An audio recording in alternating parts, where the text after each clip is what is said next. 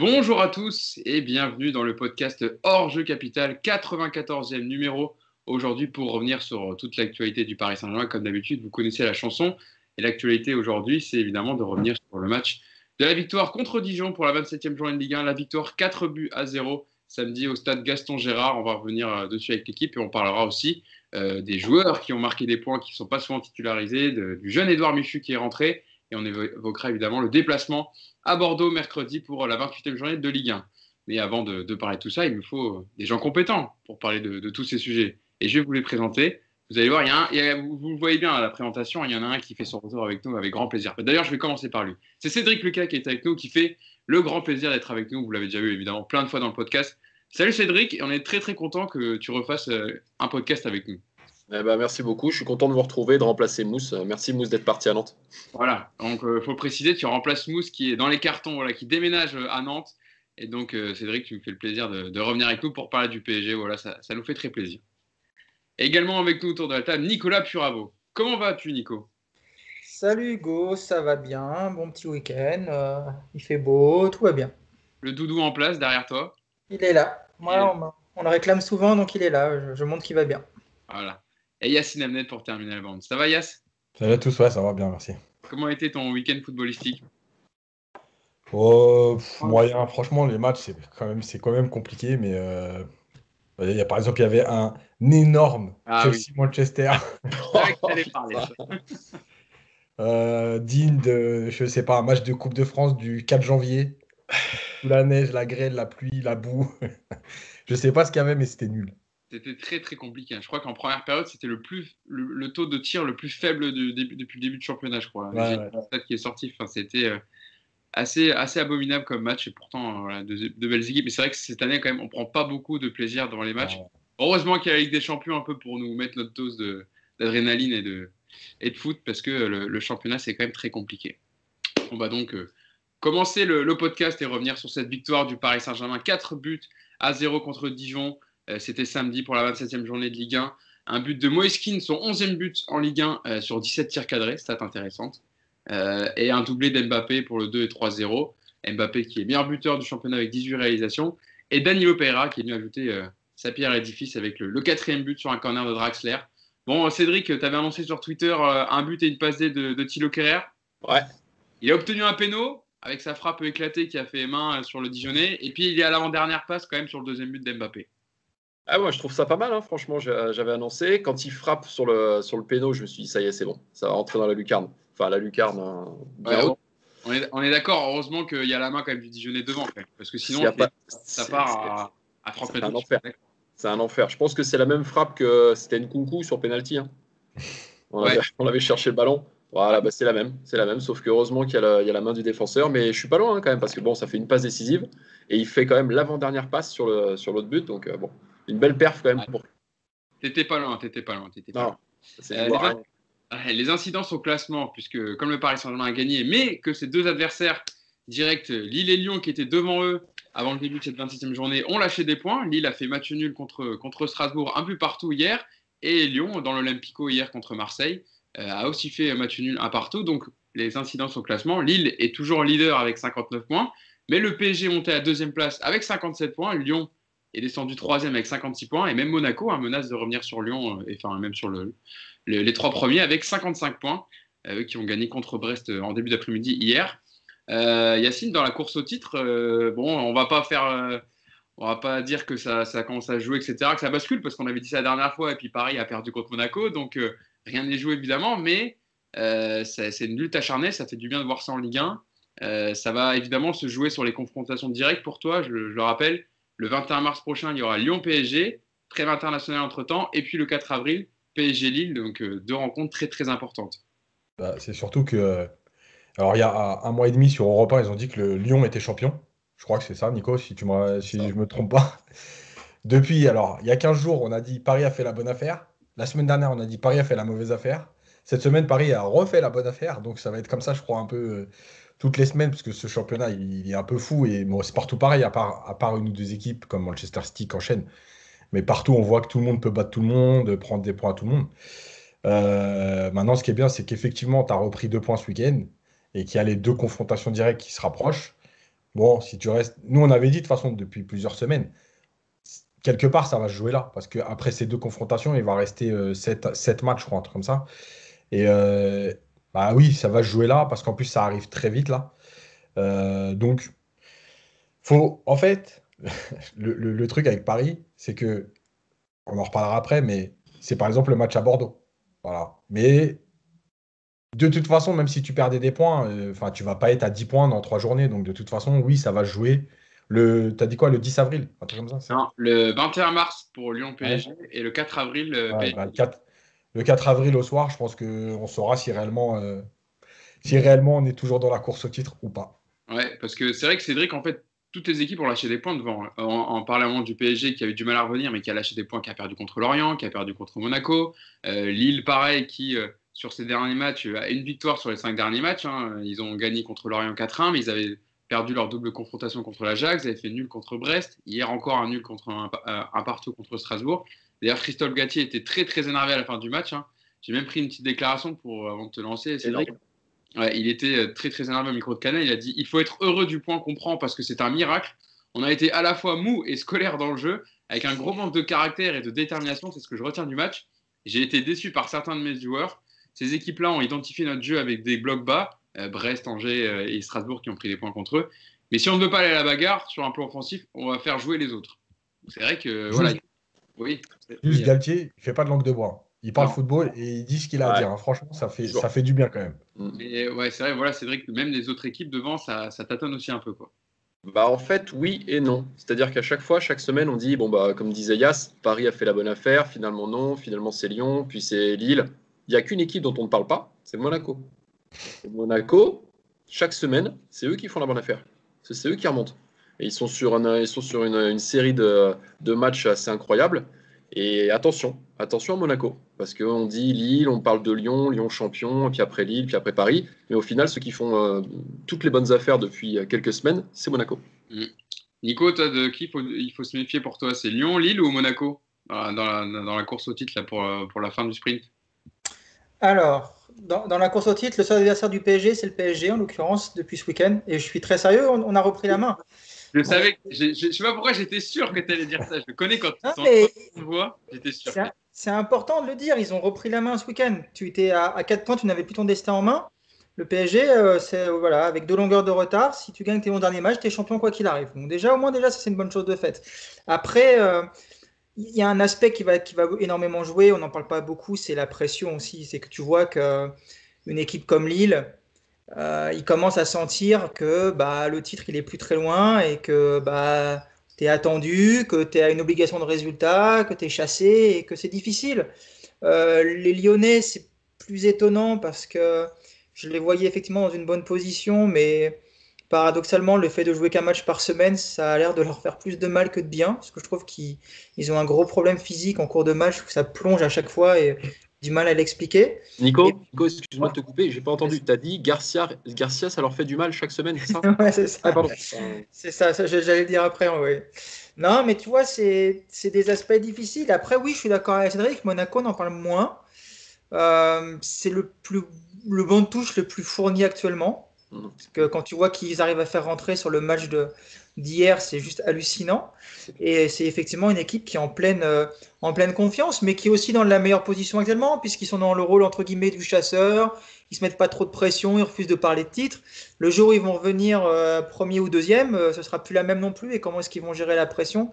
Je suis pas sûr qu'ils soient également aussi à l'aise. Donc Paris a toutes les cartes en main pour être champion. Paris est habitué à ce genre à la pression, on va dire, moins à se battre pour le titre parce que c'est pas une situation courante. Mais aujourd'hui, si Paris fait le boulot en championnat, Paris sera champion et j'ai le sentiment qu'il y a une prise de conscience sur l'importance de plus trop déconner.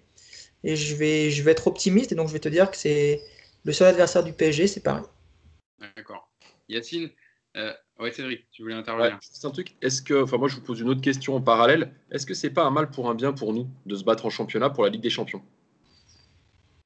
Tu veux dire pour créer Avoir, une- avoir de l'adversité, rester concentré en fait, parce qu'à chaque fois on a 20 points d'avance, on n'est plus du tout concentré sur le match, on arrive en Ligue des Champions un peu en décalage. Est-ce que c'est pas plus mal d'avoir un championnat serré pour nous? Bonne question, Yacine. je pense que oui, mais après, en fait, c'est toujours pareil, c'est que l'avantage d'avoir des points, c'est que ça peut te permettre de faire tourner. Mais effectivement, on a vu des périodes où le PSG avait presque décroché pendant 3 matchs avant de faire un match retour de Ligue des Champions, un match aller de Ligue des Champions. Et effectivement, c'est peut-être compliqué de se remotiver d'un coup comme ça après 3 matchs. Moi, je pense que c'est bien. Ça, le côté pervers, c'est qu'en fait, je pense qu'on y reviendra après, mais c'est un peu sur les choix de Pochettino, parce que finalement, il est obligé, entre guillemets, d'aligner sa meilleure équipe tout le temps. Est-ce que ça aussi, c'est un bon point, pas un bon point? Et en fait, c'est une saison spéciale aussi. C'est ça qui. C'est-à-dire que peut-être dans une saison où tu as une préparation, aligner ta meilleure équipe 3, 4, 5 matchs d'affilée, c'est pas grave. Mais dans une saison sans préparation où les joueurs ont l'air de souffrir au bout de 2 matchs, de 2 matchs en 3 jours, oui, ça peut poser problème d'aligner toujours ta meilleure équipe pour prendre les points. Lyon, je parlais de Lille, là, leur série, une victoire sur les 5 derniers matchs, toutes compétitions confondues. Lyon, c'est pas beaucoup mieux. Hein. Sur les 3 derniers matchs, c'est simple, c'est une défaite contre Montpellier, une victoire à l'arrache contre Brest, 3-2.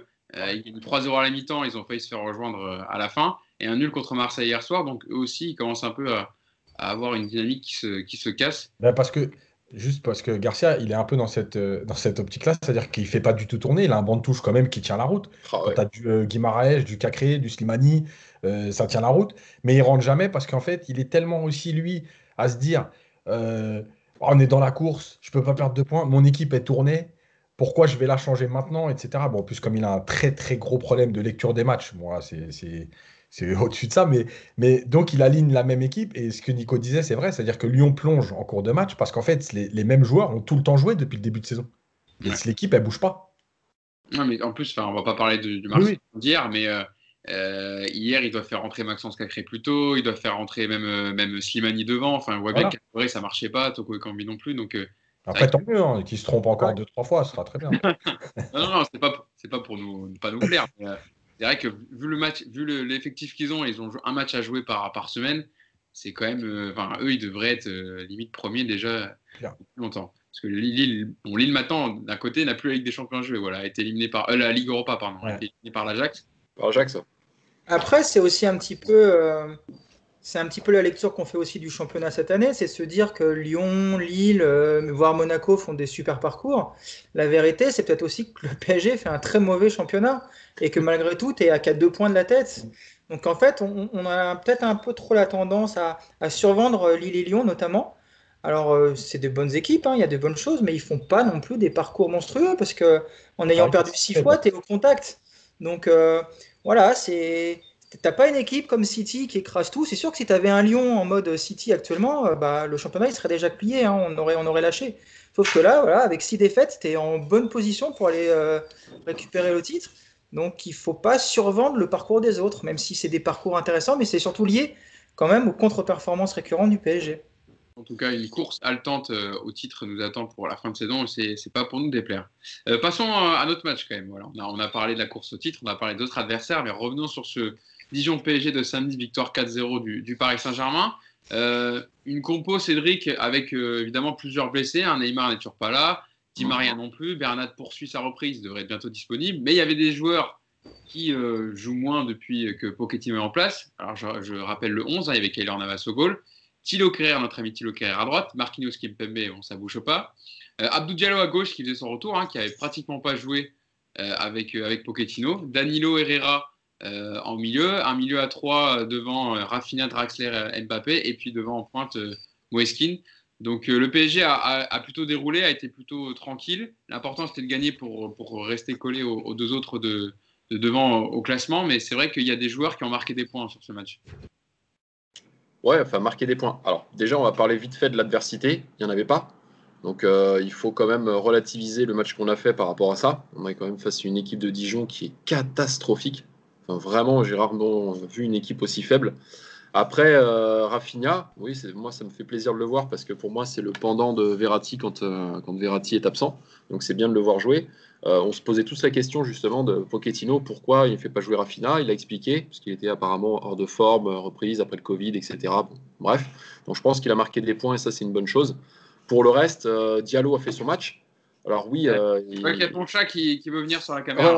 il passe. Il aime les caméras. Ouais. Il aime les caméras, il aime le PSG. Donc Diallo, il fait son match. On l'a vu faire quelques montées, etc. Encore une fois, attention, parce qu'on est contre Dijon. Voilà. Danilo, la preuve, Danilo qui marque un but. Donc ça, c'est extraordinaire, parce qu'on n'a pas vu faire des prestations exceptionnelles jusque-là. On a été, je veux dire, là où je suis content, c'est qu'on a été sérieux. Voilà. On n'est pas contre une grosse équipe, mais on a fait le boulot. Et on ne l'a pas toujours fait cette année, parce qu'on a été contre d'autres équipes qui étaient inférieures, on a fait les cons et on s'est retrouvé avec des situations compliquées. Mais voilà, on a été sérieux, on a mis 4 buts, on a soigné le goal average, donc c'est plutôt positif. Pochettino disait à Yacine en conférence de presse d'après-match, le PSG, enfin la question était qu'est-ce qui vous a plu dans la prestation de votre équipe? Et comme le dit un peu Cédric, Pochettino a dit l'équipe a eu un rendement et a été très professionnelle. On a commencé le match de la façon dont on avait envie de le commencer. Et donc, je suis bien sûr content, je suis satisfait pour les 3 points. On a dit qu'on avait 12 finales à jouer. Maintenant, il n'en reste plus que 11. Donc, et quand on lui a demandé quel est le sentiment général après ce large succès 4-0, il a dit de la joie, mais une joie mesurée. Voilà, Pochettino sait aussi la tâche qu'il attend et les matchs qu'il lui reste à jouer. Mais voilà, l'important, c'était de faire le travail parce qu'on l'a vu, le PSG a eu du mal contre des petites équipes cette saison en Ligue 1. Donc, il fallait gagner et mettre un tarif, on va dire. C'est ça. En fait, le truc, c'est ça, c'est que cette année, c'est tellement. Il y a tellement eu de défaites, de mauvais matchs que tu en arrives à te dire, ouais, c'est bien ce qu'ils ont fait à Dijon, alors que c'est juste normal. Voilà, c'est juste un match du PSG contre le dernier du classement, contre une équipe enfin, je pense, moi, qui n'y croit même plus, parce qu'en plus, devant, ça prend des points. Donc, en fait, c'est juste normal, quoi. Après, oui, tant mieux, ils l'ont fait, parce qu'effectivement, cette année, il y a des matchs où ils ne l'ont pas fait. Donc, ils ont été sérieux, ils n'ont pas pris de but. Enfin, pas pris de but. C'était compliqué d'en prendre contre une équipe qui n'attaque pas, mais voilà. Et ils ont marqué 4 buts. Voilà, c'est bien. Il y a des joueurs qui se sont remis dans le rythme. En fait, enfin, les blessés, ça a permis aussi de donner du temps de jeu à certains joueurs, dont Rafinha, dont Draxler. Voilà, c'est intéressant parce que je pense malgré tout, moi, que ce que disait Nico tout à l'heure sur Monaco, qui a un vrai banc de touche, moi, je suis persuadé que cette année, avec cette saison compliquée, quelque part, c'est ton banc qui va t'amener les points, entre guillemets. Voilà, par exemple, le fameux match contre Monaco après Barcelone, si tu n'as pas de blessés, bah, peut-être que tu fais tourner 3 ou 4 joueurs parce que tu peux les mettre à ce moment-là. Là, aujourd'hui, en fait, Pochettino, il fait aussi des équipes presque ric-rac avec les joueurs qu'il a disponibles. Tu peux la faire avant lui, la compo, pratiquement. Tu vois? Alors, Monaco, je te mets un petit bémol juste, Yacine. Sur Monaco, pour moi, il a fait une erreur en ne faisant pas au moins jouer Rafinha dès le début. Oui, non, mais bien sûr. Non, mais ça, bien sûr. Mais c'est Ouais. parce que je pense qu'il était dans le truc de Rafinha n'est pas encore prêt. Ouais, Le complètement. relancer contre Dijon, c'était plus simple. Ouais. Donc, c'est une erreur, on en l'a dit la semaine dernière. Mais voilà, je pense que c'est ton banc qui va t'amener un peu de fraîcheur parce que voilà, on voit bien que dès qu'il y a des matchs tous les 3 jours, c'est compliqué pour tout le monde, quoi. Nico, tu es du même avis? Est-ce que c'est le banc qui aidera aussi le Paris Saint-Germain? Est-ce qu'ils ont marqué des points, surtout ceux qui ont joué samedi? Bah, le banc, oui, parce que tu vas jouer à Dijon avec 7 titulaires potentiels absents. Donc c'est forcément entre guillemets, les seconds couteaux qui sont appelés à faire des bons matchs. C'est vrai que si t'as, ça va être d'autant plus vrai que la Ligue des Champions, à partir de la fin du mois, va devenir omniprésente si tu es qualifié pour les quarts de finale. Donc on a vu les enchaînements, il va aussi y avoir la trêve internationale. Là, on rentre vraiment dans le sprint final et tu n'es plus dans une optique où tu peux te permettre de gérer, de relancer des mecs. Tu vas avoir vraiment besoin d'une équipe et d'un effectif assez complet, assez étoffé, et puis avec des mecs tous dans le rythme. Donc oui, ça va jouer. C'est sûr que si Pochettino, avant d'aller jouer un match contre Lyon, s'il peut faire tourner avec des titulaires déjà en jambes et que ces mecs-là te rapportent des points, ça va être utile. Maintenant, est-ce que le PSG est armé justement par rapport à ça? J'en suis pas sûr parce que je vois pas par quel miracle on va vider l'infirmerie là comme ça en claquant les doigts. Ça fait 6 mois qu'elle est pleine. J'ai du mal à imaginer que comme par magie, il y a 6,3 blessés. J'ai fait la stat là, ce week-end. Je me fais un peu chier le week-end, donc je fais des stats qui servent à rien. Des tableaux Excel. Voilà, c'est ça. Toi, t'as eu le Nico. C'est clair. Et donc, du coup, ouais, j'ai calculé ça. Et depuis le début de la saison, c'est 6,3 matchs de moyenne, les absents, excusez-moi. 6,3 absents par match en moyenne au PSG. Ouais, C'est dingue. C'est complètement dingue. Puis pas n'importe lesquels, quoi. Quand tu vois la liste des absents, je vous mettrai si vous voulez sur. Allez, tu la mettras sur Twitter, on le verra. Bah, à mon avis, je sais pas si tu as essayé de faire la moyenne sur Liverpool, mais ça doit être pas mal non plus. On doit être à peu près à cette moyenne aussi. Hein. Alors, je me fais chier le week-end, mais pas au point de faire tous les clubs européens. J'ai juste fait le PSG. Je te donne des idées pour les prochains week-ends. On a justement, pour te rejoindre, Nico, on a eu beaucoup de blessés, on a eu les cas Covid, on a eu un début de championnat qui était catastrophique. c'était très compliqué de faire un 11 vraiment qui tient la route avec nos titulaires. Là, quand on regarde un petit peu ce qui se passe, on a Bernat qui va pas tarder à revenir, on a Neymar qui revient, on va commencer à récupérer tous nos joueurs. Ils ont tous chopé le Covid, donc de ce côté-là, on est plutôt tranquille. Est-ce que finalement, avec tout ça, on va pas être bien au bon moment? C'est-à-dire que est-ce que d'ici une semaine ou deux, on va pas commencer vraiment à être solide et avoir un... Non? Déjà, Bernat, ça tous les mois, nous. Non, mais... Non, mais déjà, Bernat, il n'est pas sur la liste de Ligue des Champions. Donc, dans tous les non, cas, non, mais pour le championnat, c'est une bonne chose. Championnat, ouais. Bah, normalement, on devrait même pas avoir besoin d'avoir tous les joueurs pour gagner le championnat, on va dire. Mais là, vu le championnat en ce moment et vu la course au titre qui les attend, oui. Bien, moi je trouve que c'est pas mal. Et justement, yes. Il y a juste un truc, c'est qu'en plus, la Ligue des Champions, à partir des quarts, les matchs, c'est une semaine. Il n'y a plus d'écart. Ah ouais, tu joues le match aller, tu joues le match championnat, tu joues le match retour. Ouais. Avant je voulais te lancer dessus, mais je voulais déjà donner la réponse de Pochettino sur justement la question que je vous ai posée. Comment jugez-vous l'apport et l'intégration des joueurs moins utilisés ayant répondu présent ce soir? Enfin, ce soir, c'était samedi. Ouais. Et Pochettino a répondu c'est très positif et c'est ce qu'on espère toujours des joueurs n'ayant pas toujours l'opportunité de jouer continuité. On aime que les joueurs nous mettent, nous, le staff technique, en difficulté pour notre prochaine prise de décision. C'est clair qu'avec un effectif de 30 joueurs, tous ne peuvent pas jouer, mais on demande toujours aux joueurs de rester prêts et préparés à prendre leur chance lorsque celle-ci se présente. Et je vais te lancer un peu sur Rafinha aussi, Yacine, on va un peu décortiquer les trois, Abdou Diallo, Danilo, Draxler. Attendez, parce que j'ai un appel en même temps. Ça m'a perturbé. Je coupe. Pour parler du match de Rafinha, on l'a dit, on l'avait dit lors des précédents podcasts, on ne comprenait pas pourquoi il n'était pas aligné, au moins il rentrait plus tôt dans la rencontre. Je te donne la réponse de Pochettino dessus et tu me réponds après. Oui, c'était normal qu'il débute tranquillement. Pochettino répond sur l'intégration de Rafinha. Il manquait de rythme depuis le début de l'année. Il a contracté le Covid-19, donc c'est clair que ce n'est pas une année qui a débuté de la meilleure des manières pour lui. Avec l'enchaînement des entraînements, il va dans le bon sens et s'approche de ce qu'on attend. Je suis très satisfait de son engagement, de son envie et de son entrain, comme pour tous les autres joueurs. Et oui, très content pour Rafa au vu de sa production du jour. Yes, sur le match de Rafinha, qui était intéressant en plus parce qu'il était dans un poste d'ailier droit, mais qui va dire qu'il rentrait dans l'axe souvent. On l'a vu. Ouais, mais après, le truc, c'est qu'on l'a dit, contre Monaco, c'est un peu le style de joueur qu'il avait manqué, ou lui ou Draxler. Bah oui, on l'a vu alors. Encore une fois, c'est que Dijon, mais en tout cas, dans sa façon de demander le ballon, dans ses déplacements, dans sa technique, on voit bien quand même qu'il n'a pas de problème avec le ballon, c'est plutôt un joueur intelligent. Et en plus, on l'avait déjà vu avant la trêve, mais on l'a vu encore samedi après-midi. C'est un joueur qui récupère des ballons quand même. C'est pas un joueur qui fait que jouer au ballon. Il va dans les duels, il récupère des ballons, il essaye de se positionner pour intercepter, etc. Donc c'est intéressant.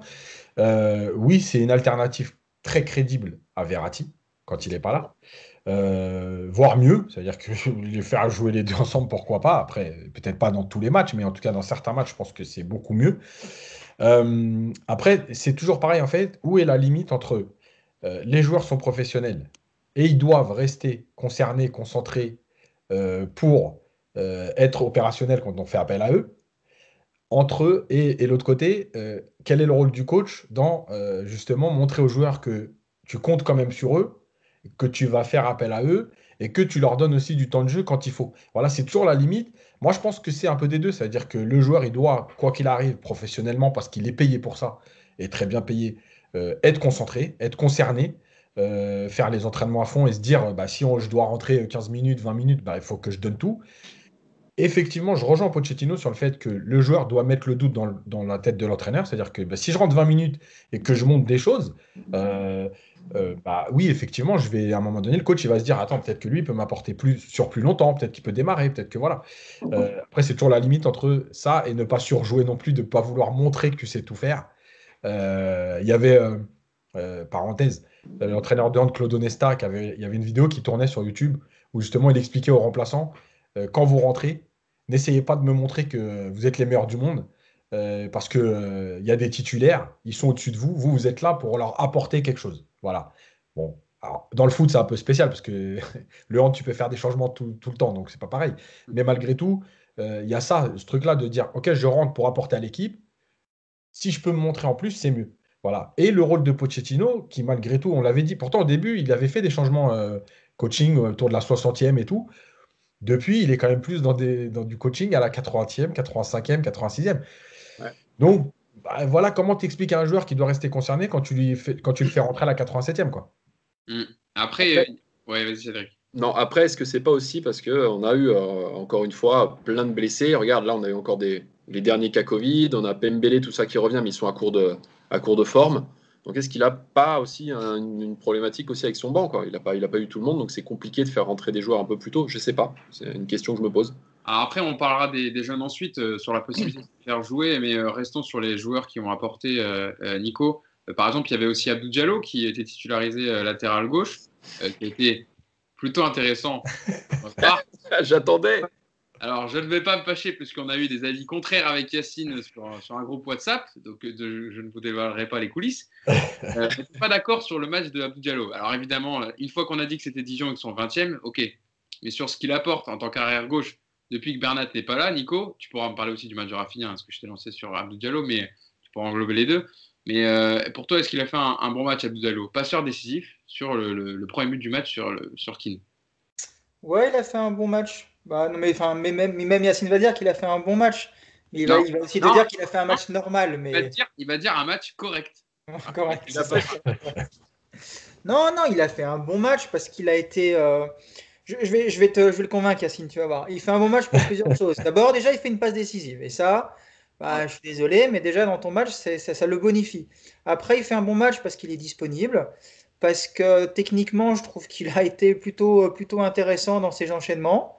Parce qu'il a combiné, parce qu'il a été très très souvent disponible, parce que défensivement, excusez-le si l'opposition était faible, mais il a été sérieux, il n'a pas fait d'erreur, il a assuré des relances propres, voilà, il a fait un match complet. Alors évidemment, c'est pas un match qui va l'amener vers le Ballon d'Or, on est tous d'accord là-dessus, mais c'est un match plus que sérieux, c'est un bon match, voilà. On parlait de Kerrer, par exemple, Kerrer a été quand même beaucoup moins intéressant dans le jeu que l'a été Diallo. Par exemple, voilà, quand tu compares les deux latéraux, Yacine, et je te ferai réagir dessus après Cédric, mais sur ce qu'on a apporté Abdou Diallo, c'est plus intéressant que ce qu'a apporté Thilo Kehrer à droite. On est d'accord là-dessus? Oui, bien sûr. Mais en fait, le truc, c'est que si moi j'ai 3 sur 20 en maths et que toi tu as 8, bah, je serais meilleur. Bah, donc voilà. Bah, Est-ce voilà. que ça veut dire que tu as été bon en maths? Ça veut surtout dire que Yacine Voilà. n'a pas assez bossé. Non, mais en fait, le problème pour nous, c'est en fait, où est-ce que tu mets le curseur? Est-ce que si ta référence, c'est effectivement Kerrer de l'autre côté, bah oui, je vais te dire, ok, Diallo Ouais. mérite 8. Maintenant, si moi je me dis qu'est-ce que j'attends de Diallo, il a fait son match, voilà. Il a fait une passe décisive. Alors, excuse-nous d'avoir un latéral qui a fait au moins un bon centre dans l'année. Tu dis, ouais, mais le problème, c'est qu'à chaque match qu'on fait, on les fait tout le temps les podcasts, tu dis, ouais, il n'a pas centré, il n'a pas débordé. Là, il le fait, et tu dis, ouais, bah, c'est normal. Bah oui, mais au moins, Oui, parce que d'habitude, je dis, en fait, le mec, il a fait un mauvais match. Là, je te dis, il a fait son match. Voilà. Pas d'extraordinaire. Effectivement, c'est mieux. Maintenant, moi, je le redis. Moi, j'ai toujours dit que c'était une alternative crédible au poste de latéral gauche, suivant ce que tu veux faire. Parce qu'effectivement, il est sûrement. Alors, il est plus juste, parce que justement, il monte moins. Il est un peu plus. Je sais pas, c'est concentré au moins fou, en fait. Voilà, moins foufou que Kurzawa, par exemple. Kurzawa, on sent que c'est beaucoup à l'énergie, il y va à fond, des fois, tu vois, il se retrouve dans des positions improbables. Mais Diallo, il n'est pas là-dedans. Il est plus structuré, on va dire. Et moi, j'ai toujours dit que pour moi, c'était une alternative crédible parce qu'en plus, je reste persuadé, et ça, je pense que tout le monde va être d'accord, il est meilleur défensivement que Kurzawa. Donc, il t'apporte quand même un côté plus serein défensivement, tu as moins de passage dans son dos, etc. Maintenant, est-ce que aujourd'hui je me dis, ouais, Diallo, il doit être titulaire indiscutable? Honnêtement, je ne peux pas le dire. Voilà, avant de te lancer, Cédric, quand je parlais de curseur, c'était en termes d'arrêt gauche, évidemment qu'on n'attend pas une performance comme Théo Hernandez ou Ferland Mendy, mais pour moi, c'était par rapport par rapport à du fait de l'absence de Bernat. Depuis que Bernat est absent, ce qu'a proposé Baker et Kurzawa, Abdou Diallo, pour moi, c'était niveau prestation, c'est ce qui était le mieux par rapport à ce qu'il avait fait. Donc c'est pour ça, c'est là que je passais le curseur. Pas de rendre une copie, évidemment, avec comme les meilleurs arrière gauche spécialistes à leur poste. Mais voilà, c'était pour donner le curseur. Cédric, sur le match d'Abdou Diallo, toi, t'es plutôt team Kurzawa ou team Abdou Diallo, toi? En fait, moi, je suis plutôt team Yacine sur le match. Attention, encore une fois, on parle de Diallo sur le match contre Dijon. Kurzawa, on parle de lui sur des matchs beaucoup plus importants. Donc, est-ce que Diallo aurait fait mieux ou moins bien que Kurzawa dans les gros matchs? Alors oui, Diallo, il l'a fait contre Manchester déjà, hein, son gros match à gauche. Hein. Ouais, une fois. La fois où il a joué. Ouais, franchement, moi, je suis pas convaincu. Après, tu vois, on critique Kurzawa, moi le premier, hein. Il fait tellement de boulettes, mais derrière, il peut te faire des trucs incroyables. C'est vraiment le paradoxe avec ce joueur. C'est le mec, comme tu dis, il est complètement fou. Il va arriver, il va te mettre un retour acrobatique en pleine lucarne. Et puis derrière, il va te faire une passe en retrait complètement loupée et on va prendre un but. C'est ce qui est très agaçant avec Kurzawa et ce qui m'énerve le plus avec ce joueur, quoi. Maintenant, c'est sûr que Diallo, il va être beaucoup plus sécurisant que Kurzawa, puisque comme l'a dit Yacine, il va faire moins de folie, moins de montée, il va être moins, voilà, il va prendre moins d'initiative de ce côté-là au niveau offensif. Mais bon, voilà, moi j'ai hâte que Bernat revienne parce on a personne de vraiment crédible, ni Diallo, ni Kurzawa, ni Bakker à gauche, quoi. Et pour Évidemment. revenir sur Kerrer à droite, oui, non, c'est pas la folie. Mais bon, il fait une passe décisive. Il provoque un penalty et il est à l'origine d'un autre but. Bon, bah, c'est bien pour Kerrer, vu ses prestations habituelles. Et- ouais, Voilà, c'est- mais c'est On pas peut la faire folie. remonter, on peut faire remonter sa cote là. Ouais, ça va être dur quand même, hein. Voilà. Ça va être Quand, dur. quand on pense à ces matchs-là, c'est pour qu'on dise, regardez, il a brillé l'avant-dernière passe. C'est pour ça que je le dis. S'il y a des recruteurs des clubs allemands, etc., C'est ça. Si Dijon veut le prendre, voilà, c'est vraiment. Thilo Non, Kehrer. mais encore une fois, attention à ce qu'on. Parce que souvent, voilà, on l'a fait, hein, dans d'autres podcasts où à chaque fois on mesure un peu. Enfin, c'est surtout Yacine qui nous remet un peu les pieds sur terre. Regardons l'adversité. Voilà. Et là, le match de Dijon, on aurait pu mettre vraiment n'importe qui. Il y avait vraiment rien en face, quoi. Donc c'est cool. Je suis content qu'ils aient fait leur match. C'est bien voilà, les joueurs sont appliqués. On a fait 4-0. C'est très bien. On a fait ils ont fait le job. Mais pour moi, voilà, ils n'ont pas, comme dit Yacine, ils n'ont pas fait un super match, quoi. Ils ont fait le taf. Ouais. Nico, elle-même, on n'a pas parlé de la petite passe de Rafinha, mais sur le but d'Mbappé, elle est quand même sympa. Hein. Euh, Ça va vite, elle est quand même plutôt bien donnée. Il y a un autre joueur aussi qui a joué titulaire et qui, je ne vais pas dire qu'il a marqué des points, je veux juste que vous me parlez de sa performance, qui a marqué le dernier but du PSG, le 4-0 sur un centre de Julian Draxler, dont on parlera après. C'est Danilo Pereira. Alors, j'ai vu beaucoup de réactions sur Twitter et aussi entre nous, où on disait dès qu'il a le ballon, tu as l'impression qu'il va tomber par terre, que c'est compliqué. Dès qu'il accélère, voilà, c'est l'impression qu'il n'est pas joueur de foot. Bon, j'exagère un peu le trait, mais Nico, c'est vrai que quand il est arrivé, c'est la sentinelle titulaire du Portugal. Il avait fait l'Euro avec eux. Il était titulaire depuis 6 saisons à Porto. Et on est quand même déçu pour l'instant de ce que montre Danilo Pereira dans ce qu'on attendait de lui. Alors évidemment, c'est pas dans un match contre Dijon où tu as 80% de possession de balle que tu le verras. Mais par rapport au rendement qu'on espérait quoi, de lui. Bah, oui, enfin, s'il y a quelqu'un qui n'est pas déçu par ce qu'il propose pour le moment, il faut qu'il reprenne un petit peu le guide du foot pour les nuls et qu'il nous explique qu'est-ce qu'il conçoit comme jeu. Le problème de Danilo aujourd'hui, c'est que bon, déjà, pour sa défense, il a eu une intégration pas forcément évidente avec le Guardiola allemand qui nous l'avait fait jouer en défense, on savait pas trop. Bref, gros bazar déjà, ça, faut quand même mettre ça aussi en avant. Il y a aujourd'hui un manque de confiance et de rythme qui sont assez évidents. Après, ce qui m'embête avec Danilo, c'est que tu as vraiment le sentiment aujourd'hui qu'il va te servir que dans un seul style de match. Il va te servir dans le match où tu vas avoir un gros milieu face à toi, où tu vas être vraiment dominé, pressé, acculé sur ton but, et où il va jouer en sentinelle dans un 4-3-3. Ça va être le match dans cet aspect tactique où tu vas dire peut-être que là il va nous servir. Tout le reste aujourd'hui, dans un rôle de double pivot, on le voit que c'est pas du tout dans sa carte de visite aujourd'hui. Et moi, c'est là où ça me rend un petit peu dingue sur le match contre Dijon, c'est qu'il n'y a pas de pressing en face. Il y avait le temps de jouer à chaque fois. T'avais le temps de contrôler, de faire une passe à 5 mètres autour de toi, quoi. Et même ça semble difficile pour lui. Donc, est-ce que on a tous vu des matchs avec lui, avec les Portugais notamment, où il récupère des ballons et puis il donne à côté de lui, c'est assez propre. Là, tu lui donnes un ballon, il ne sait pas faire un contrôle orienté propre, le ballon reste toujours dans les pieds, tu as l'impression qu'il va marcher dessus, dès qu'il y a un mec qui est à moins de 3 mètres, tu t'es là, oh là là, ça y est, il est pressé, attention. Ouais, alors bon, moi je suis. Voilà, je sais pas trop quoi en penser, Ah, j'ai mais pas envie d'être. comme on n'avait pas parlé depuis qu'il est arrivé, etc., c'était l'occasion de parler, comme il a joué le match titulaire et qu'il a envoyé il a un petit coup sur le coup à la fin. Mais Yacine, c'est vrai que quand le PSG a le ballon, c'est un joueur qui ne sert pas, en fait, quand tu as la possession. Bah, en fait, voilà, le truc, c'est que quand il arrivait, j'avais fait le papier, j'avais dit, il correspond au portrait robot dressé par Leonardo, à savoir le costaud, athlétique, qui met de la taille et de l'impact. Maintenant, dans ton style de jeu, est-ce qu'il va correspondre? Et effectivement, dans la possession, il ne peut pas t'aider.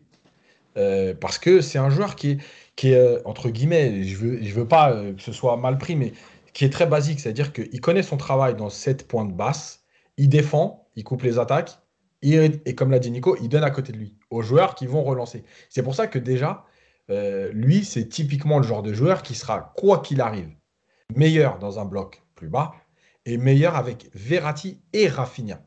Deux joueurs de ballon. Si tu lui mets un Gay ou un Herrera qui sont moins à l'aise, automatiquement, lui, il sera en difficulté parce que la façon de demander le ballon, c'est pas la même. Donc voilà. Maintenant, je suis comme Nico, moi, c'est-à-dire que je pense qu'il ne correspond pas au PSG, au style de jeu, etc. Maintenant, il a des circonstances parce que, tu sais, quand on te dit, par exemple, euh, ça fait 15 ans que tu es milieu de terrain, et un jour, il y a un mec qui vient et te dit, au fait, tu es nul au milieu, je crois que toi, tu es un défenseur central. Tu sais, ça fait un coup quand même. Tu sais, c'est comme si toi, demain, tu es journaliste, et puis je te dis, au fait, je crois que tu n'es pas du tout journaliste, toi. T'es mathématicien peut-être, mais t'es pas journaliste. À un moment donné, tu te remets en question, quoi. Bah là, c'est ce qu'il a pris dans la tête. Le mec, on lui a fait découvrir qu'il était défenseur central. Euh, donc voilà, en plus, il a été blessé, il a été malade, enfin bref, il a tout eu. Donc c'est compliqué. Maintenant, moi, je pense comme Nico, c'est-à-dire que je pense qu'il peut peut-être apporter dans des moments du match, par exemple, où tu vas devoir tenir un score et tu vas être un peu plus bas parce que l'équipe adverse pousse. Oui, tu vas le mettre devant ta défense et il va mettre de l'impact. Et tu vois, l'action de Barcelone, malgré tout, c'est pas extraordinaire encore une fois. Mais le 1-2, enfin le 1-2-3 avec Icardi, où il remet le ballon dans la course de Draxler, bon, il sait faire. Je veux dire, c'est pas extraordinaire, mais encore une fois, il sait faire. Donc c'est pas. Voilà, maintenant, je pense il peut pas jouer n'importe quand, en fait. Il y a un contexte pour lui, suivant l'adversaire et suivant la physionomie du match. Cédric, tu veux parler de Danilo, sinon je voulais passer sur Julian Draxler aussi, qui quand même enfin, revient petit à petit dans les papiers, en tout cas de Pochettino, et même dans ses prestations. Alors certes, voilà, une fois encore, quand on va parler de Julian Draxler, je vais dire c'est un joueur élégant, d'une finesse technique rare, et qui est capable de quelques fulgurances, mais que c'est pas régulier. Voilà, j'ai dit ça. Contre Barcelone, même s'il rentre ce quart d'heure et il fait cette passe décisive pour Kylian Mbappé, il a fait quelques rentrées intéressantes. Là, il a donné une passe décisive à Danilo. On l'a souvent reproché de ne pas avoir de stats. Donc voilà, au moins, il est performant dans ses statistiques. Est-ce que c'est un joueur qui, on le sait, il est en fin de contrat en juin prochain, qui pourrait, selon toi, rester au PSG la saison prochaine, qui pourrait avoir une prolongation, ou pour toi, c'est pas possible?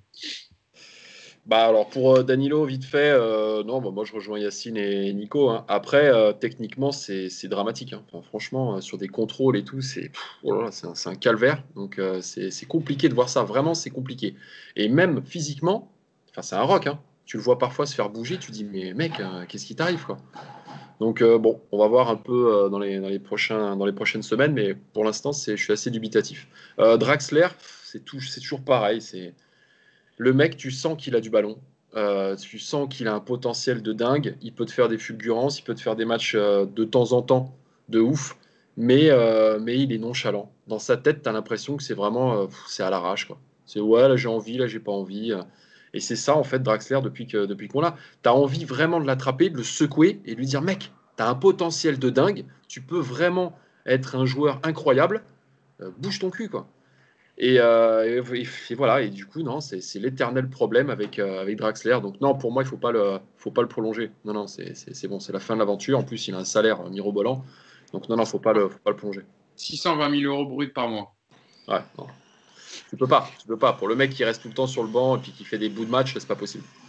Nico, on a entendu l'interview de Leonardo cette semaine chez France Bleu Paris, où on pose des questions au directeur sportif brésilien sur les prolongations de contrat de Neymar, de Kylian Mbappé, mais dans sa réponse, Leonardo, il a parlé justement de Julian Draxler, la situation de Julian Draxler.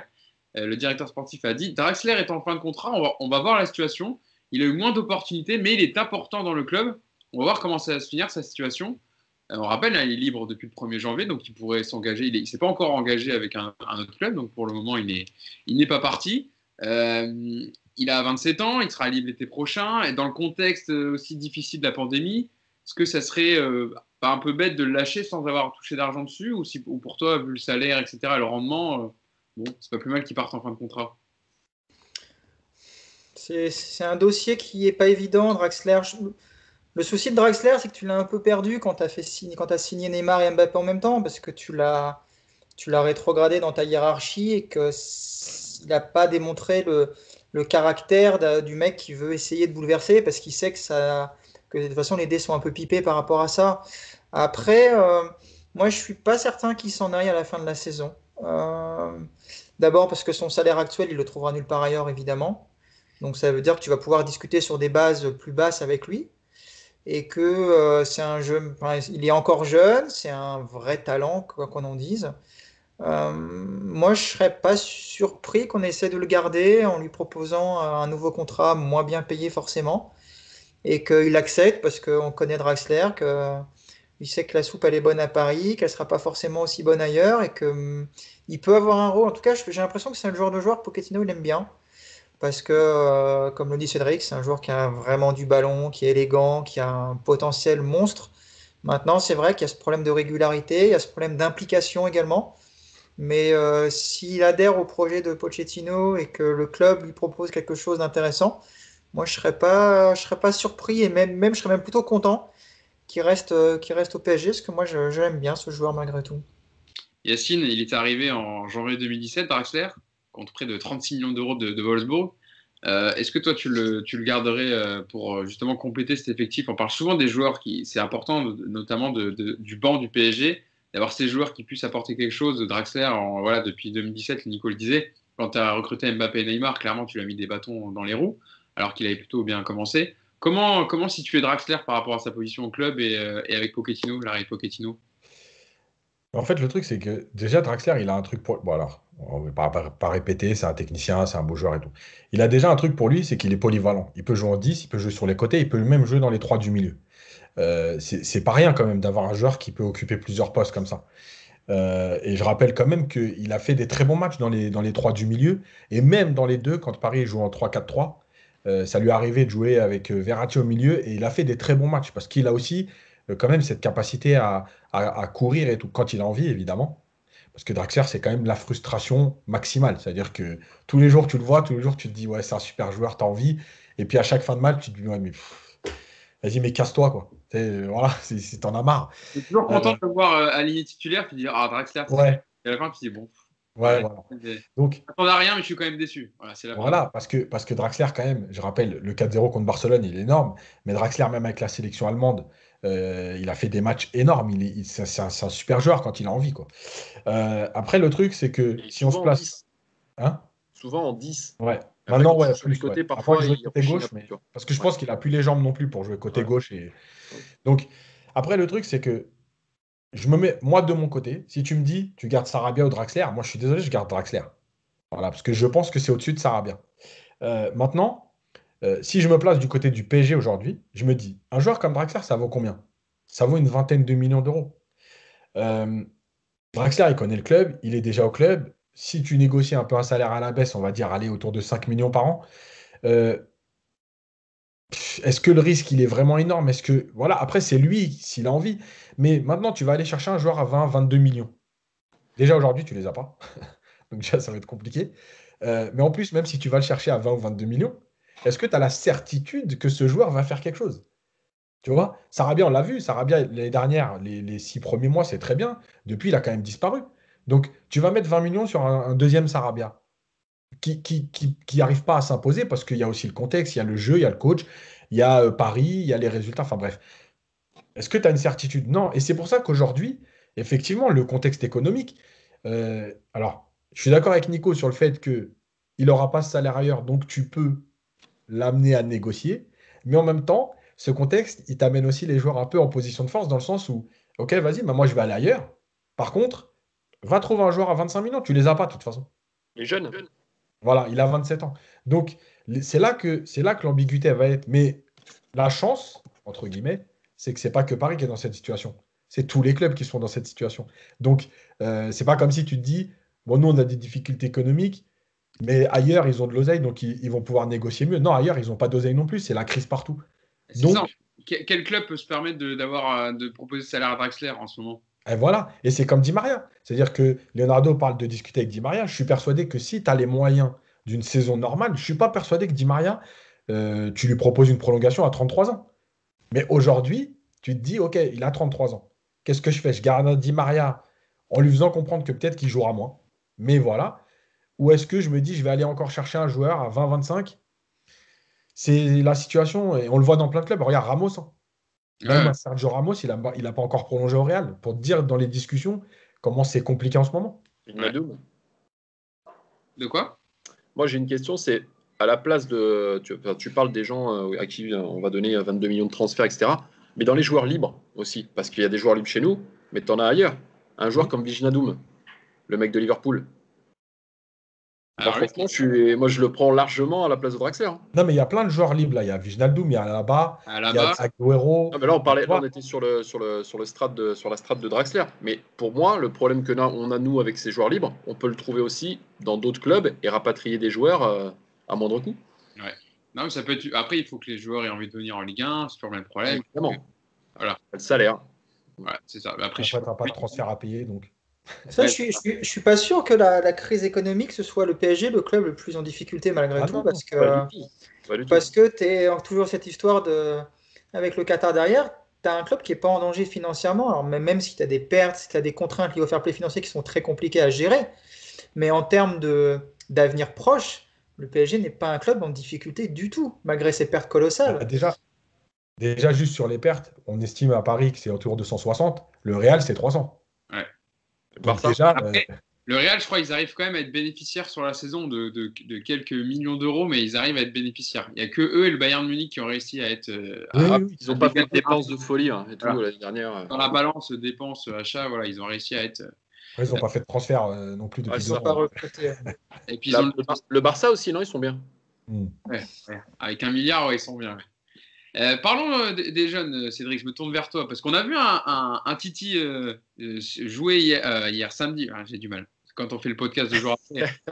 Samedi, qui est rentré à la place de Danilo Pereira, c'est Edouard Michu. Quand on avait vu, quand le championnat avait possiblement repris, il y a eu des matchs amicaux, etc., et qu'on avait, avant le Final 8, on avait vu des jeunes rejoindre le groupe professionnel. Edouard Michu en faisait partie, il avait fait des matchs amicaux, je me rappelle notamment contre Sochaux, il me semble, il avait joué. Il a disputé ses premières minutes en professionnel contre Dijon. On parle souvent de lui comme un petit milieu technique, etc. Et on en parlait, c'est un thème qu'on voulait développer dans le podcast. Quelle place ils ont aujourd'hui quelle place ils ont à jouer les jeunes? Parce que on le dit là, on parlait de problème de banc, d'avoir un banc de qualité, avec aussi les pertes économiques du PSG où tu ne pourras pas forcément recruter énormément l'été. C'est aussi peut-être bien de pouvoir compter sur ces jeunes-là qui vont devoir jouer au bout d'un moment. Ouais, mais en plus, Pochettino en a parlé. Hein. Il a dit qu'il comptait s'appuyer sur le centre de formation, que c'était compliqué avec l'arrêt des U19, avec le Covid, etc. en ce moment, mais que pour lui, il n'y avait aucun souci qu'il allait compter sur les jeunes. D'ailleurs, il a fait appel à Michu, à Simons. Pour moi, ils ont une place prépondérante. On a Pembele qui revient. Moi, je compte beaucoup sur ce joueur aussi. On en a quelques-uns chez les jeunes qui sont en train de monter, qui sont très forts. Et effectivement, Michu, c'est le petit Verratti. Donc, on sait qu'il a un potentiel énorme. Maintenant, il ne faut pas le cramer. Il faut y aller doucement, progressivement. Mais je pense qu'avec Pochettino, justement, on va pouvoir s'appuyer sur les jeunes et c'est ce qu'il faut faire. Justement, c'est la bonne période en plus pour le faire. Il avait répondu à la question, justement, t'en parlais, Cédric, en conférence de presse d'après-match. La question était, vous avez offert ses débuts en professionnel à Edouard Michu ce samedi. Que pensez-vous de lui et de son impact au quotidien? Et donc, il avait répondu, tout comme Xavi Simons, Denis Franchi ou encore Mathias Randriamami, un autre gardien de l'académie. Edouard fait partie de ces jeunes qui s'entraînent avec nous et ont une très bonne attitude, une super disponibilité et montrent aussi des qualités. Ce n'est pas toujours facile pour eux de rentrer dans ce type de match. Il doit profiter de chaque minute en match ou à l'entraînement pour progresser, arriver à maturité et se montrer. Il a la qualité nécessaire en tout cas. C'est pour ça qu'il est au PSG. Mais de notre côté, on va continuer à travailler avec ces jeunes talents puisque la pandémie a eu un impact large sur eux et leur catégorie de jeunes. Nico, c'est vrai qu'il va falloir compter sur les jeunes et Edouard Michu, même si évidemment on ne l'a pas vu encore énormément, mais au milieu de terrain, on ne peut pas dire que voilà, le milieu de terrain du PSG, quand il n'y a pas ni Verratti ni Paredes, tourne énormément bien, donc il peut y avoir une place à jouer. Ouais, je suis pas sûr que ce soit sur la fin de saison où tu les verras beaucoup parce que là, tu es quand même dans une obligation de résultat. Tu es quand même dans une obligation de. Ouais, peut-être en coupe, ouais, mais tu vois un exemple tout bête, mais sur les matchs comme en ce moment, si tu fais pas rentrer Sarabia, mais que tu lances un petit jeune pour lui donner du temps de jeu, Sarabia, tu vas le perdre. Et Sarabia, tu en auras peut-être besoin dans un mois. Donc, c'est un équilibre pas évident. Je pense qu'avant de les faire jouer, il faut leur faire de la place. Et toi, typiquement, on parlait de Pembele aujourd'hui, et c'est pareil. Si tu mets Pembele et que tu mets Kerrer sur la touche, bah, Kerrer, tu le perds pour la fin de la saison. Et On l'a puis, perdu déjà. ouais, mais ouais, il a perdu. Il a perdu le football surtout. Mais non, mais toi, puis c'est pareil. Après, tu vas dans l'optique de les vendre aussi, ces mecs-là. Un Ouais. Kerrer, tu veux le vendre, donc il faut que tu le fasses jouer un minimum. Si tu le mets au placard pendant 6 mois, ça va être compliqué derrière. Donc, je suis pas sûr que le contexte et l'effectif actuel du PSG soient propices à avoir beaucoup de place pour les jeunes. Mais à l'avenir, oui, bien sûr qu'il va falloir s'appuyer sur eux s'ils sont bons. Et c'est vrai que c'est ce qu'on reproche souvent au PSG, c'est d'avoir des bons jeunes qu'on n'utilise pas pour acheter des moyens ou voire des pas bons. Donc c'est vrai que je vais en parler de Pembele, il a montré de très bonnes choses quand il est rentré. On est tous un peu frustrés de ne pas l'avoir vu un peu plus parce que je pense qu'il est vraiment au-dessus de Kerrer, par exemple, sur le poste d'arrière droit, même si c'est pas forcément son poste de prédilection. Mais il va falloir les voir un peu plus tard. Je pense que c'est un peu trop tôt. Et toi, regarde le petit Michu. Alors, je suis très content qu'il ait joué. C'est la famille de Versailles, donc c'est le cœur qui parle. Hein. C'est la maison, tout ça, c'est de la famille. Il était dans la classe de mon fils, pour info, à une époque. Ah, Ça me fait mal, hein. Ça me fait mal, hein, parce que moi, mon fils, il passe le bac cette année. Pendant ce temps-là, l'autre, il joue un match avec le PSG, quoi. Mais Merde. bon, t'as pas misé sur le bon cheval, hein, Nico. ah ouais, enfin, je l'aime, mon Qu'est-ce fils. que Hein, t'as s'il foutu, m'écoute, Nico? je vais pas en changer, c'est trop tard maintenant. Mais merde, quoi. Je l'avais vu dans la cour une fois. Hein, j'avais bien vu que mon gamin, il n'avait pas le niveau. Hein.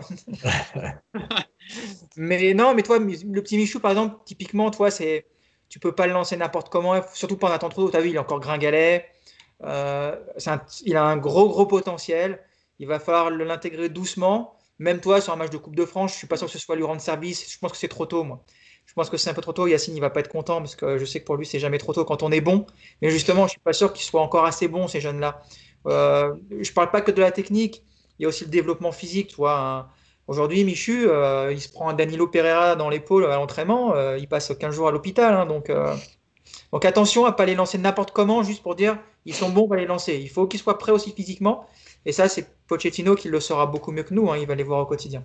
Il y a l'agent de Edouard Michu qui a parlé dans le journal L'équipe après ses débuts en professionnel, Philippe Lambollet, qui a parlé de son jeune joueur, du coup, en disant Edouard était très content, il a vécu son match comme un symbole, il n'a pas envie de s'arrêter à une entrée en jeu, il veut jouer au PSG en équipe première, il sait ce qu'il veut, il s'en donne les moyens. C'est vrai qu'aussi, Yacine, il y a eu beaucoup de sujets de tension entre le PSG et ses jeunes, notamment l'année dernière avec les départs de Tanguy Kouassi, de Aouchiche à Saint-Etienne.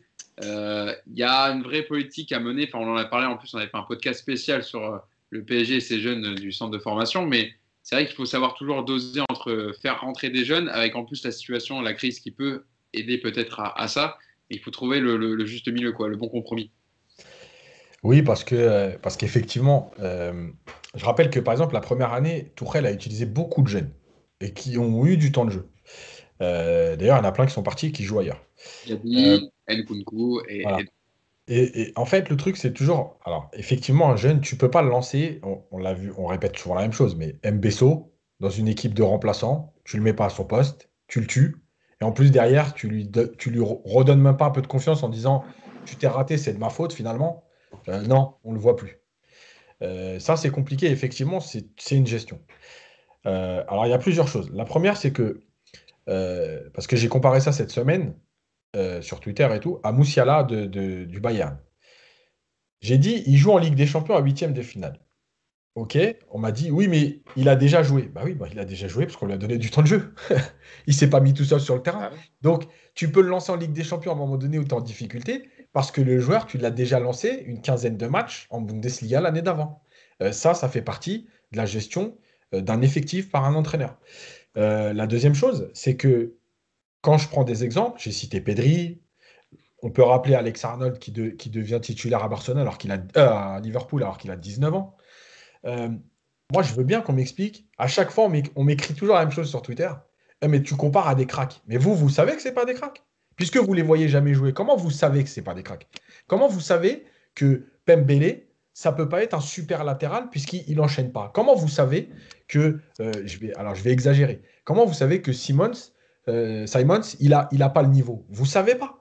parce que ils ont un niveau footballistique qui leur permet d'avoir un contrat pro, de s'entraîner avec le groupe pro. Moi, en match, je suis désolé, j'ai pas de certitude. Alors peut-être que demain, je te dirais, bah, effectivement, ils n'avaient pas le niveau. Mais en tout cas, moi, je ne peux pas le savoir. Les mecs, c'est des génies. Ils te disent, ah, mais Fati, c'est un crack. Mais, mais, mais Fati, l'année dernière, dans la période, parce qu'il est lancé l'année dernière, au moment où le Barça va mal, mais Fati, donc ici, sur Twitter, là, les génies de Twitter, tout le monde savait que Fati, c'était déjà un crack. Mais arrêtez vos bêtises. Personne ne le sait. Parce qu'en plus de ça, il y a des joueurs qui sont. Il y a les joueurs d'entraînement et les joueurs de match. Il y a des joueurs qui sont exceptionnels à l'entraînement et qui sont jamais bons en match. Et ben chez les jeunes, c'est pareil. Il y a des jeunes qui se développent naturellement et qui, en fait, au moment où ils arrivent en pro avec des joueurs de ballon autour d'eux, bah, qui se révèlent et qui deviennent très bons. Et il y en a d'autres aussi, à l'inverse, qui sont complètement timorés et qui vont jamais s'épanouir. En tout cas au PSG, par exemple. Ça, Yacine, je te coupe, ça c'est quelque chose que tu vois avec les jeunes dans tous les sports. Notamment, regarde le tennis. Tu as des gamins en tennis qui, en junior, cassent tout, gagnent tous les tournois. Et après, le passage sur le circuit ATP est très compliqué parce que tu changes complètement de dimension. Et les jeunes au foot, et notamment au PSG, ils ont le même problème. Voilà, donc on n'a pas de certitude. Maintenant, il faut les voir. Moi, ce que je reproche à Pochettino, par exemple, c'est pas forcément lancer les jeunes. Et je suis d'accord avec Nico. En plus, cette saison, elle est compliquée parce que tu n'as pas les fameux 10-12 points d'avance que tu as d'habitude. Donc, si tu perds un match en mettant 3 jeunes, bah, effectivement, tu vas te retrouver à te battre pour la 4e place cette saison. Maintenant, dans un match comme Dijon, où il y a déjà 3-0, est-ce que on peut se dire que Marquinhos a souvent été blessé cette saison, Kimpembe aussi. Est-ce qu'on peut se dire que, par exemple, faire rentrer Pembele, faire glisser Kerrer dans l'axe à 3-0, est-ce que réellement tu vas te mettre en danger? Voilà. Est-ce que faire rentrer Michu à la place de Rafinha, Faire glisser Kerrer dans l'axe si à 3-0, je peux te dire. Non, à 3-0. Mais Pembele dans l'axe, hein, franchement. Non, après c'est un choix, mais je veux dire, voilà. C'est pareil, Diallo. Tu peux faire rentrer Baker un quart d'heure, faire passer Diallo dans l'axe et dire à Kimpembe, viens souffler 20 minutes. Tu vois? Moi, c'est dans cette gestion-là. Quand tu as le match en main, s'il y avait eu un 0, j'aurais pas tenu ce discours-là. Mais il y a 3-0 et le 4e, il arrive presque avant la 80e ou un truc comme ça. Bon, voilà, c'est peut-être le moment. C'est pour ça que. Et ça leur fait du bien aussi aux jeunes. Ça veut dire que, tiens, je te donne un peu de temps de jeu. J'ai pas à te faire de cadeau. Mais tu t'entraînes sérieusement. Va prendre tes 10-12 minutes. Michu, on dit il rentre. Déjà, il rentre pas. Parce que Danilo, il est blessé. Parce que sinon, il rentre jamais. Et en plus, il n'a pas touché un ballon. Tu vois, c'est dur. Bah, c'est super kiffant. Tu t'as joué ton premier match en pro. Moi, j'attendais que ça. Je dis, mais donnez-lui la balle. Il passe voilà. etc. Personne ne lui filait le ballon. Je dis, mais laissez-lui au moins toucher un ballon. Et malheureusement, il n'y aura pas touché de ballon. Voilà. Donc, en fait, c'est cette gestion-là qu'il faut trouver. Il faut trouver le bon compromis. Parce que pour les jeunes, comme Leonardo a dit, le PSG perd des jeunes. C'est pas toujours le PSG qui perd les jeunes, c'est aussi les jeunes qui perdent le PSG. Je suis d'accord. Et ben pour moi, c'est aussi donnant-donnant. C'est-à-dire que les jeunes doivent faire certains efforts. Il n'y a pas de problème. Mais toi aussi, tu dois leur montrer de temps en temps. Ah, tu sais, c'est comme pour tout, la petite carotte. Voilà, tiens, je te donne 12 minutes, on mène 3-0. Va prendre tes 12 minutes. Tu vois, quand il a fait rentrer Simon, c'est. Simons. Non, il en fait rentrer un deuxième, je crois. Mais bon, bref, en tout cas, il y a eu Simons. Voilà, ça, c'est un truc. Voilà, il y a 20 minutes, 10-15 minutes. Voilà, va jouer tes 15 minutes. Et au moins, le joueur, il se dit, tiens, j'existe. Ouais, c'est ça. C'est aussi ça, Cédric, c'est de dire, vous voyez, vous aurez aussi votre chance. Croyez-y, vous faites partie du groupe pro. C'est possible que vous rentriez à un moment et que vous ayez quelques minutes. Et on a droit à 5 changements cette année. Ouais, c'est ça. En fait, on a droit à 5 changements. Et ce qui est bien aussi, c'est que voilà, il y a aussi le phénomène Kai Ruiz aussi en ce moment. Où voilà, tu veux pas signer ton contrat, bah tu joues pas. On commence à apprendre un peu de nos boulettes du passé. Voilà. Mais oui, puis je pense que c'est le bon moment avec les 5 changements, comme dit Yacine, c'est le bon moment de lancer des joueurs, de lancer des jeunes joueurs. Et on en voit quelques-uns qui nous feraient du bien. Moi, il connaît, quand je le vois jouer avec Lille, bah, ça me fait chier, quoi. Franchement, c'est un joueur, tu vois, au PSG, pour faire rentrer, bah, il n'est pas plus dégueulasse que Sarabia, au contraire. Hein. Enfin voilà, on a eu des gestions par le passé qui étaient compliquées. Là, je pense qu'on est dans une période qui est propice, justement, et qui peut nous aider à faire jouer nos jeunes et à voir un petit peu, découvrir des talents et à ce que l'exode un peu vers d'autres clubs s'arrête. C'est pas mal pour moi. Si je peux juste terminer. Pour moi, en fait, avec tout ce qui se passe en plus, pour moi, la composition d'un groupe, en gros, ce serait 15-16 joueurs top niveau, top, comme dirait un ancien entraîneur. 4-5 joueurs de complément, avec des joueurs qui sont polyvalents, comme un Alaba, par exemple, qui peut jouer défense centrale, latérale gauche au milieu, comme on disait Draxler tout à l'heure, qui peut jouer sur les côtés en 10 ou au milieu, bref. Et 4-5 jeunes. Tu as ton groupe de 25-26. Voilà, tu es très bien. Je pense que c'est aujourd'hui, voilà, les groupes à 30-35, de toute façon, avec la crise vue, enfin, on ne sait pas comment ça va arriver après. Je pense que c'est très bien. Et c'est pour ça que c'est là aussi que tu as les. Comme le disait Nico, le problème, c'est que quand tu as 28 joueurs, entre guillemets, vraiment professionnels avec un passé, oui, je comprends ce que dit Nico. C'est-à-dire qu'effectivement, si Sarabia, qui est déjà en difficulté, tu lui dis, bon, bah tiens, Michu va rentrer, ou Simons, et pas toi, je pense que le mec, bon, ouais, effectivement, tu creuses un peu, tu l'aides à creuser, quoi. Mm. Ouais, quand tu parlais des jeunes, Yacine, qui sont repris dans d'autres clubs en Europe, je pensais à Jude Bellingham, moi, le milieu de 17 ans de Dortmund, qui est très très intéressant. Il a joué 19 matchs. Voilà, donc pareil, c'est facile de dire c'est pas un crack, mais lui, en tout cas, il a joué sous Lucien Favre et il joue sous le nouvel entraîneur de Dortmund. Et c'est un milieu aussi très très intéressant. Et il a 17 ans, là, je le dis, parce qu'il a le même âge qu'Edouard Michu. Voilà, c'était pour faire le petit. Et Reina, quand il rentre l'année dernière contre le PSG, il a 17 ans. Voilà, Reina, et il joue souvent, même des fois, titulaire avec Dortmund, et ça n'empêche pas Dortmund de faire des bons matchs. Prochain match, les amis, du Paris Saint-Germain, ça sera mercredi à 21h sur Canal+, 28e journée. Il y aura les 10 matchs d'un coup le mercredi. Bordeaux contre le Paris Saint-Germain. Bordeaux qui est dans une situation un peu comme Dijon. Bon, ils sont 11e au classement, mais au niveau dynamique, ils n'ont plus gagné depuis le 24 janvier. 6 défaites et un nul. Ils ont encore perdu ce week-end contre Metz, alors qu'ils avaient le match en main et gagné 1-0.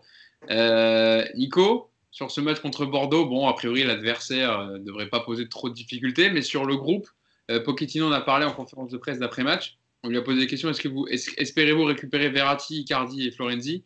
Et il a répondu un peu, concernant l'évolution de Marco et Mauro, on verra demain ou lundi. On va voir comment ils sont, mais je ne peux rien confirmer. On récupérera déjà Paredes, qui était suspendu samedi. Pour Florenzi, il va aussi falloir se calquer sur l'évolution de son cas. Rien de sûr pour l'instant, mais des doutes. Et sur Verratti, il a pris un coup sur la base du pied, la voûte plantaire à l'entraînement, donc il ne pouvait pas mettre sa chaussure. On va voir comment évolue ce coup. Bon, après, Mbappé est suspendu. Et Mbappé suspendu. Donc sur le groupe, Nico, on devrait retrouver un 11 aussi qui va tourner un peu comme contre Dijon. Ouais, mais tu vois, c'est là où la saison est particulière et où ça a quand même pas mal changé, c'est que moi j'aborde pas un match comme ça en me disant c'est bon quoi, ça va être facile, on va plier rapidement et aucun problème. Tu m'avais dit ça contre Manchester United quand même, hein. Et là contre Bordeaux, tu as des doutes. Donc, ouais. Il a changé, il a appris. Ah ouais, il a appris ses erreurs, d'accord. Je suis top maintenant dans les analyses moi aussi.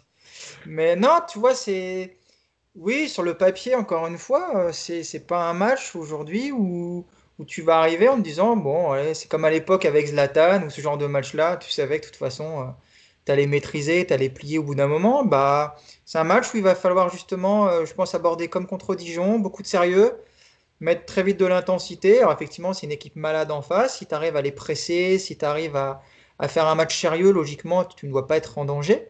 Mais si tu te relâches un tout petit peu, comme on le fait souvent cette saison, bah c'est un match où tu peux être en difficulté parce que vont évidemment avoir beaucoup d'envie, beaucoup d'ambition. Voilà, c'est un match qu'il va falloir aborder avec beaucoup de sérieux, remettre de l'intensité. Je crois que c'est Mbappé sur ses réseaux sociaux qui avait 12 finales et qui a fait la liste des matchs et qui a mis un petit travers là, pour valider le premier match à Dijon. Bah, il va falloir faire la même chose. C'est une finale, encore une fois. Il y a 11 finales de Ligue 1. Et si tu n'abordes pas ce match dans le même état d'esprit que Dijon, ça sera forcément un peu emmerdant. Puis en plus, il y a Ben Arfa qui est piqué en ce moment, qui est capable de sortir 2 matchs dans l'année. Et puis, manque de bol, ça tombe sur toi. Donc attention. C'est ce que j'allais dire, Cédric, s'il y a bien un joueur qui peut embêter le PSG. Bon, alors il était remplaçant contre Metz parce qu'il y a une petite embrouille avec le capitaine Laurent Koscielny, où il n'était pas d'accord sur ses efforts défensifs dans l'équipe. Mais s'il y a bien un joueur qui peut mettre un peu la misère côté PSG, c'est Ben Arfa. Oui, c'est sûr, mais après, il faut voir s'il va jouer. Parce que là, c'est vraiment un bordel sans nom à Bordeaux. Il ne s'entend pas avec le reste de l'équipe. Enfin, je ne vais même pas parler d'eux parce que c'est vraiment dramatique. Après, moi, je suis content de récupérer Paredes. On va faire un milieu Paredes, Rafinha, Gay, je pense, à mon avis. Et après, pour le reste, ce serait bien de récupérer au moins Icardi pour décaler peut-être Keane sur le côté. Mais voilà, sinon on aura sensiblement le même 11 qu'on a eu, à mon avis, contre Dijon. Voilà, avec Paredes en plus et Icardi, moi ça me va. Il faudra être besogneux, il faudra être sérieux. Et comme dit Nico, faut pas les relancer. Il faut marquer tout de suite. Voilà, il ne faut pas attendre. Si on commence à rentrer dans le match, à leur redonner confiance, Ça va encore être un truc à 2 balles, on va prendre un but un peu pourri. Enfin voilà, tout peut arriver. Il faut être sérieux, il faut prendre la balle tout de suite, et puis voilà, c'est un animal blessé, faut l'achever, quoi. Oh, l'image, elle est C'est beau. Oh, le chasseur. Oh la vache, j'ai eu l'image là, de Cédric avec la carabine comme ça là. Avec l'arc. Ouais. Non, mais après, Yacine, il a raison, Cédric, parce que souvent, c'est des matchs comme ça que tu peux perdre en les laissant un peu. Et tout arrive dans le foot. Hein. Tu peux même prendre un but de Rémi Houdin. Hein. Bah, tu peux même perdre à Lorient qui était 19e, donc tu vois. Mais Lorient, ça joue quand même. Ils ont joué. Ouais, on n'est pas sur le même qualité de jeu quand même. Hein. Oui, mais bien sûr. Mais le truc, c'est qu'en fait, je pense que Paris doit arrêter de penser qu'il a toujours cette marge, cette saison en tout cas.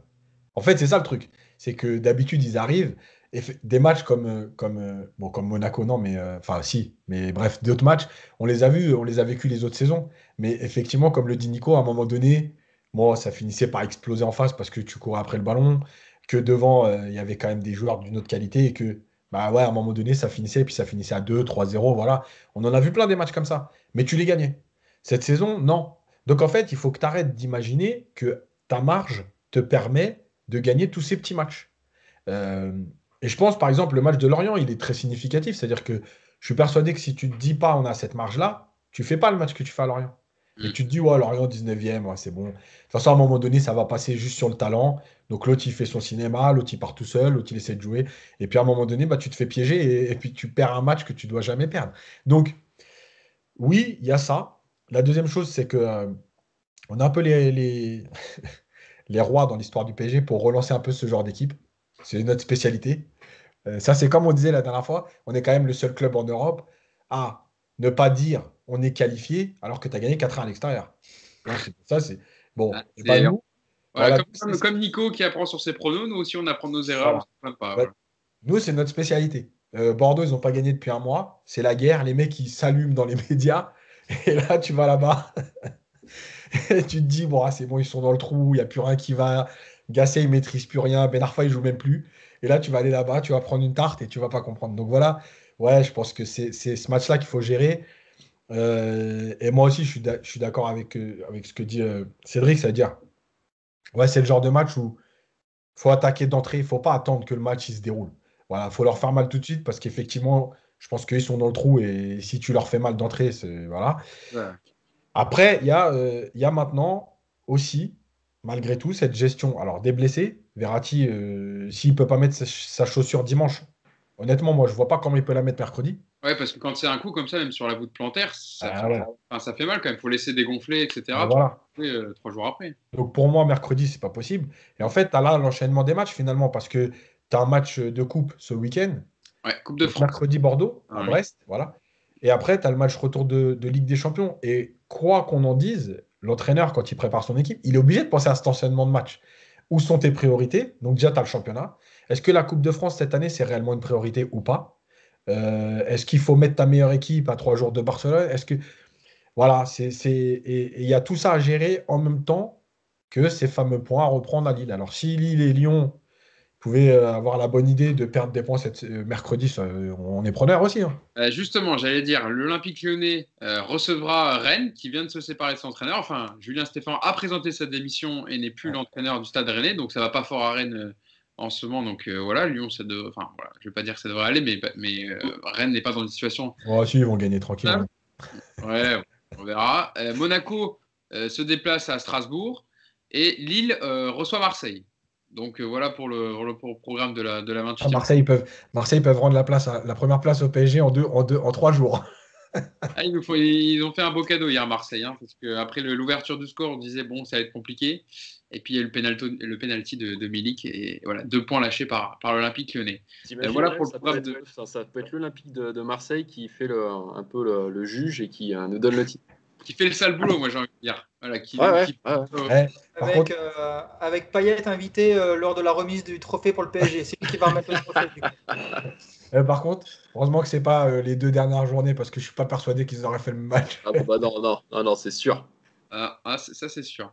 Sauf s'ils jouent une place en Europe. Ouais. Je sais pas. Ouais.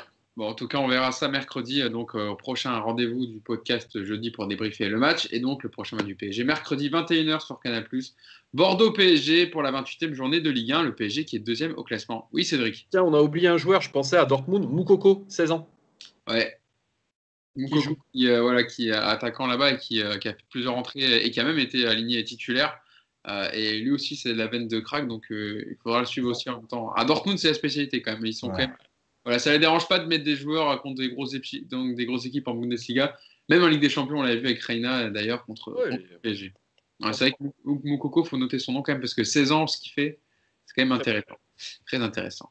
Je voulais vous remercier, Cédric. Merci d'être venu avec nous sur le podcast. Tu reviens évidemment bientôt avec grand plaisir. Merci Nico, merci Yass, merci à vous de nous avoir écoutés. J'oublie souvent de le dire, parce que je t'ai entendu la dernière fois, Yass. D'ailleurs, est-ce que tu vas faire une minute tactique, Yacine? On n'a pas parlé. Oui. Il y a pas... Franchement, il n'y a pas. Elle va être un peu moins consistante que d'habitude, mais ouais, je vais la faire. Voilà, sur l'avant-dernière passe de Kerrer. Non, sur Michu, entraîne Michu. Son apport défensif, ses courses. J'ai failli faire sur le positionnement des cartons de mousse dans le camion, mais je me suis dit que j'avais pas assez de matière. Alors évidemment, Mousse qui reviendra bientôt dans le podcast, parce qu'il y en a plein qui disent mais est-ce qu'il quitte Paris United parce qu'il quitte Paris? Non, il ne quitte pas Paris United. Rassurez-vous. Mais Cédric, on fera un podcast à 4 s'il le faut, c'est pas très grave. Il y a de la place pour tout le monde, tu sais, pendant regarde. Là, je me disais, quand on a vu Dijon PSG, je me dis, mais de quoi on va parler pendant 1 heure? Et regarde, on est à plus d'1 heure déjà de podcast. Donc, il y a toujours des choses à dire avec ce club, évidemment. Et Mousse, évidemment, qui reviendra bientôt, qui ne quitte pas Paris United déjà, parce que c'est son bébé, voilà, et c'est le directeur de la rédaction. Donc, c'est lui qui décide. Et il viendra, évidemment, bientôt dans le podcast avec nous pour le plus grand de notre plaisir. Merci à vous de nous avoir écoutés. Likez la vidéo, partagez-la, commentez-la, n'hésitez pas à en parler autour de vous. Alors, on voit vos commentaires, vous êtes beaucoup. À chaque fois, on est à plus de 100 commentaires à chaque fois. Donc, merci à vous pour tous vos retours. On lit tout ça, on vous répond. Merci pour le nombre de vues. On est très content que vous soyez fidèles. On essaie toujours de vous proposer le meilleur contenu dans les podcasts Hors Jeu Capital et on espère que ça continue comme ça. Bonne journée et puis à jeudi. Salut à tous. Ciao. Salut.